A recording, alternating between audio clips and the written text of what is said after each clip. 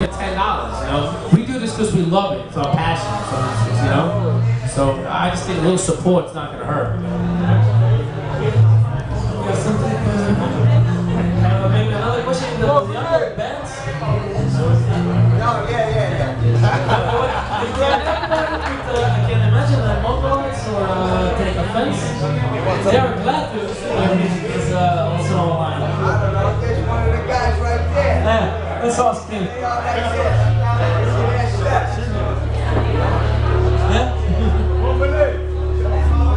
Hey, what's up everyone? My name's Ryan. I play guitar in the Mongoloids. I guess I'll stand up since we want me to. What's up guys?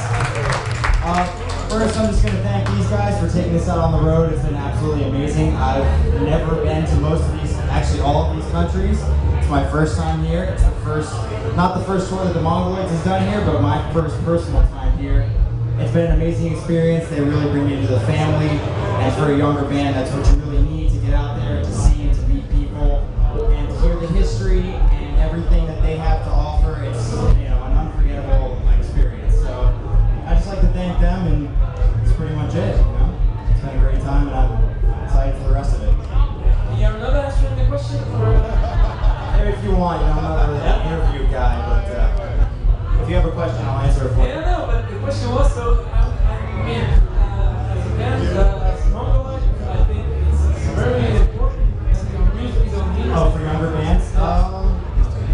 You know, personally, I've never stolen music on the internet. I've always bought it. I actually wrote a paper back at home while I'm in school. When I'm not touring, I'm in school. I wrote a paper against illegal downloading. So I think, you know, one part of my mind wants you to get the music, get it in your head any way you can. I want people to hear the music, so do what you gotta do to get the music in your head. But at the same time, do something to give back. You know, come to a show, buy a t-shirt, buy, I don't know, anything you can. One way or another, kids are gonna get the music, no matter what you do. They're gonna find a way to get it, and if they really love it, I think they're gonna buy it. Or, you know, do what they can to support it. So, you know, my advice to that, my response to that is get the music, however you have to. And if you like it, help the band out, support it.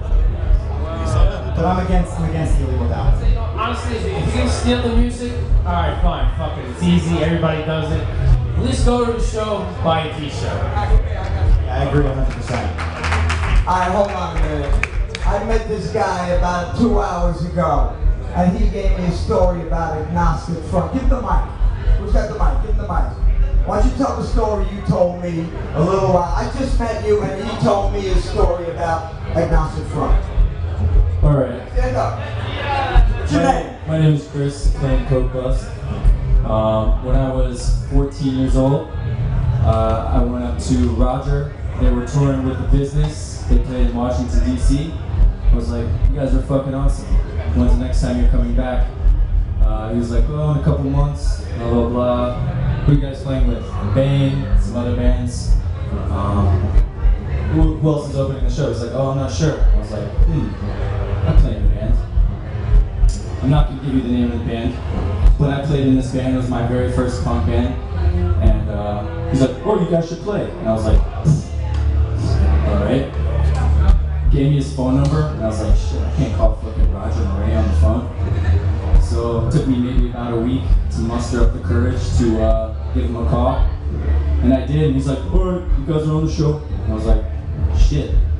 Maybe about a week after that, I saw The Business and Agnostic Front play at the Metro in Chicago. I was out there for some family shit. And came up to Roger again. I was like, you guys are fucking good. He was like, Chris, you guys playing that show? I was like, yeah, playing that show. So we ended up playing. We fucking sucked. And it was a cool show, you know. I was fucking 14 years old, so I was like, you know, living the dream or whatever. And that's right.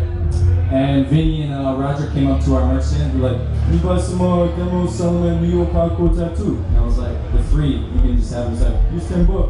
And I was like, alright.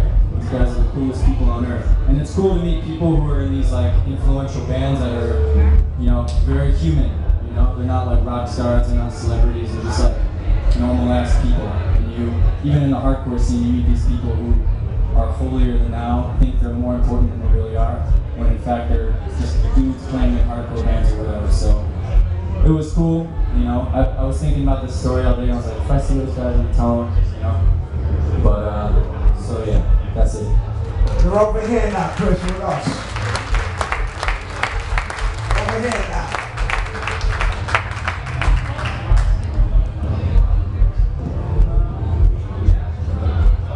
Actually, I want to know how do you keep yourself informed about what's going on in the world or in America? 10 wins. What is that? We have a radio station back in New York City called 10 wins. They give you 22 minutes, they'll give you the world. That's how we know everything. It's true. What do these guys talk about? Oh, they talk about everything. Politics, whatever's going on in the world. That's how we always like to know what's going on in the world. So we always keep up on our current events. Yeah, it's like a low level. No, they're making fun of everything or not. I don't know. No, absolutely not. No, they give you information on everything that's going on in the world. Well, news organizations changed a lot since the internet and cable TV. It's 24-hour news cycle now. Years ago it was headlines. Now today they gotta keep pushing headlines. They try to like one overtop the other. Like for instance, I heard the CNN thing with the hate breed thing. You know, something like they seen some guy at a white power festival wearing a hate breed shirt. Yeah, he was wearing Nike sneakers too. What the fuck does that got to do with anything? You know what I mean? That's a name brand or whatever. Maybe he's wearing a Calvin Klein shirt. That ain't got nothing to do with anything.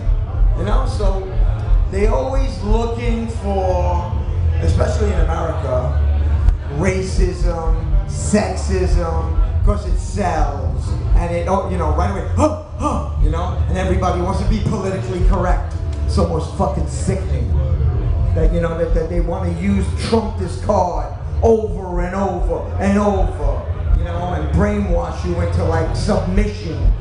Want to turn around and say, yeah, fuck you. Are there still media you follow? Local media or No. all the? I watch all of it, and sometimes I see right through it. I see sometimes it leans left, it leans right. I know, and I decide for myself because I'm an independent.